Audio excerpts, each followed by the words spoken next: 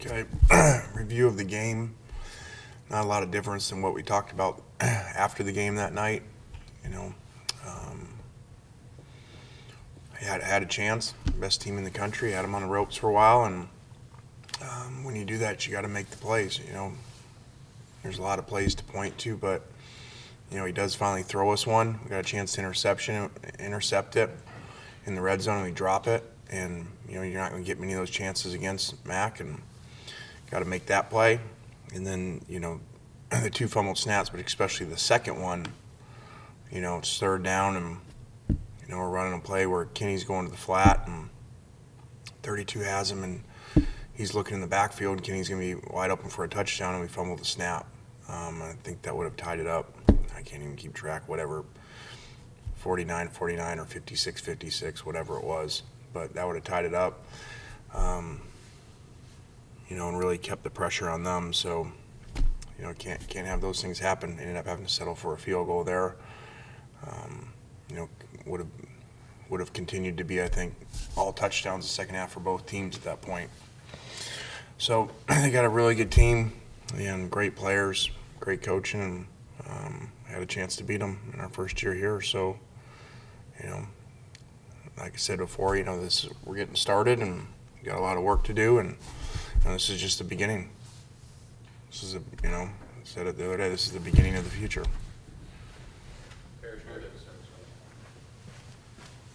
Lane, one of the talking points to come out of Alabama's post-game the other night was apparently Coach Saban's belief that you may have had his defensive signals. I'm wondering if you caught some of that and if you had the signals. First off, I've never known the signals. I mean, I've never even paid attention to that while I was there. I'm sure they wouldn't even be the same. This is a new coordinator.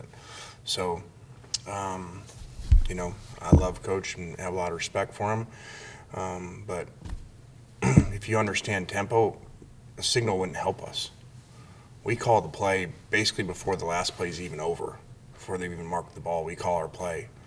Then they scramble to get a play call. They're just trying to get their guys lined up. So it wouldn't do us any good. We're already, by the time someone would relay that to us, we're already, snapping the ball.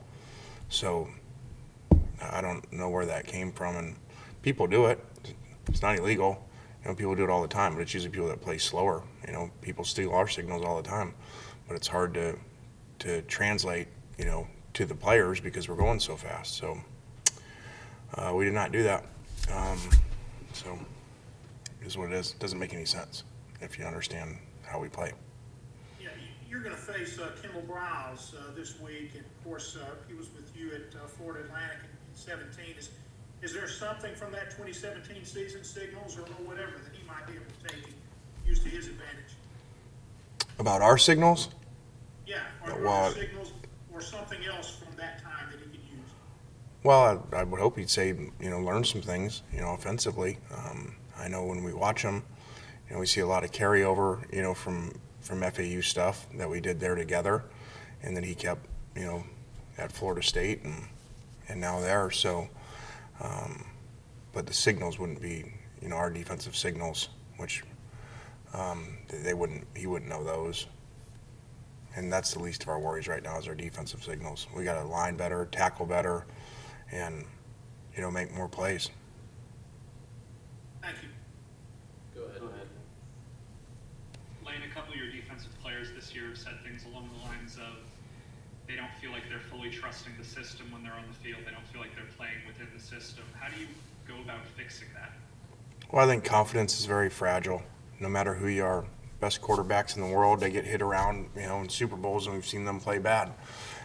So I've always said that, and I think when you're in a run like this where we're struggling, in that phase of the game, it's hard, and we're playing, some great players, a lot of first-round picks we're trying to cover there. So, it usually takes a game or part of a game to play well to kind of get that back, and so hopefully that happens this week. Every week's a new week. Every game's a new life. What you've done before never matters, never has. Whether you're Elijah Moore leading the country in reception, I got nothing to do with Saturday, or whether you've given up a ton of yards.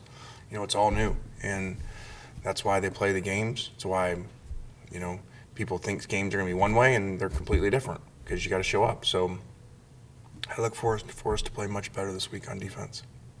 With the missed tackles, is there anything you can do in practice to work on that, or is it just kind of the guys have to wrap up better?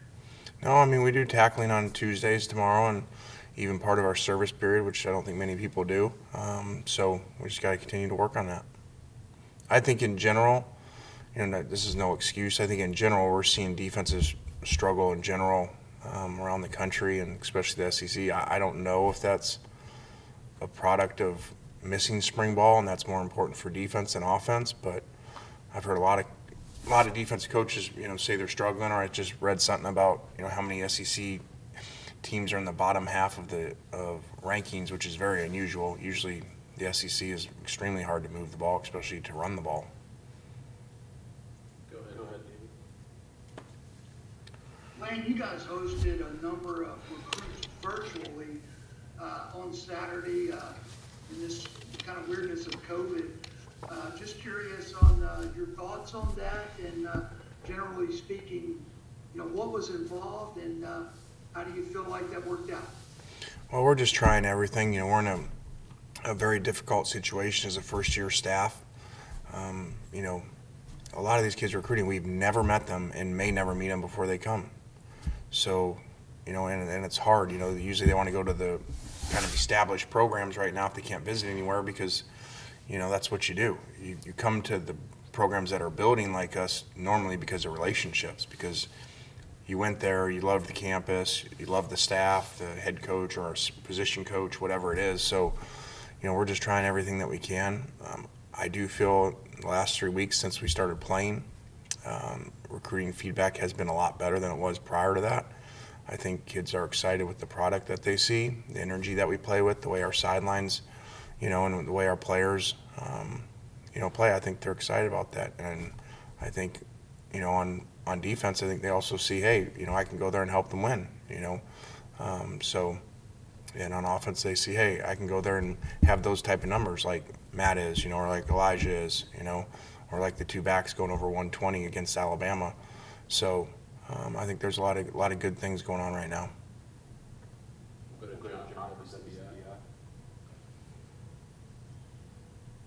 Lane, based on the first couple of weeks and even last night, how would you kind of assess Matt's progression running this offense?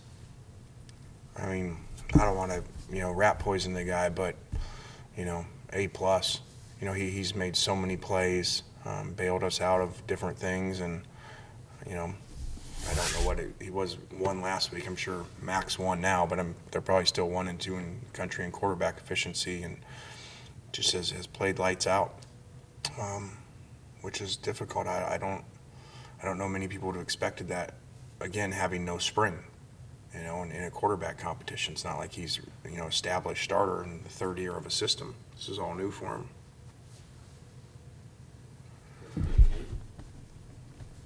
Coach, on that recruiting front, do you anticipate the debt period to be lifted at any point soon with, some states starting to open back up and things like that? I hope so, but I've not heard anything about it being lifted. I think it's still December 1.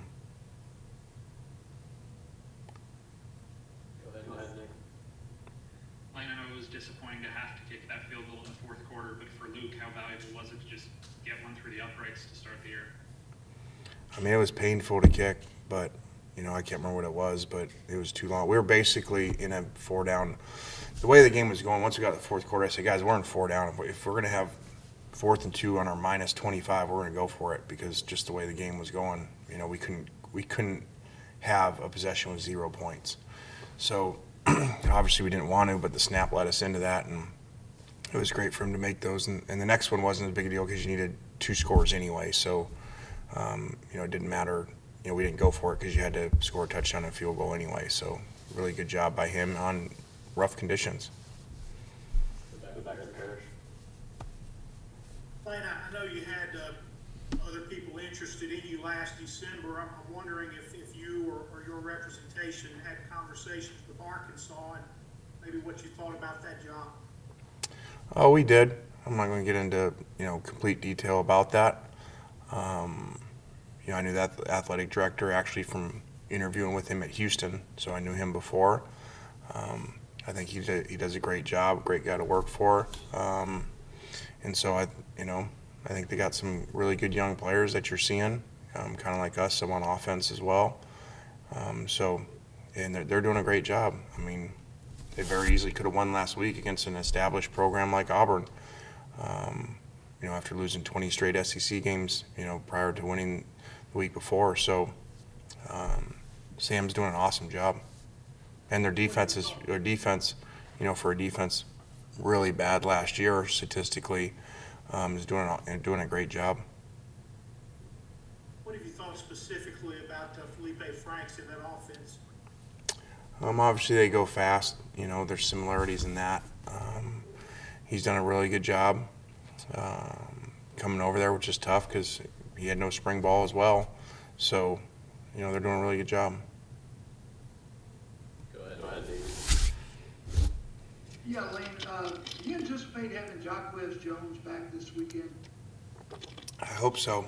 That was, we missed him, and he'd rotate in there. Mullen's done a good job starting, but those guys rotate and play special teams, so I think they play better when both guys are there.